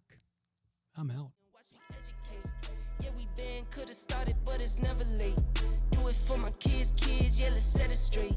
Do it for your kids, gotta set it straight. It's time to regulate. We need change now.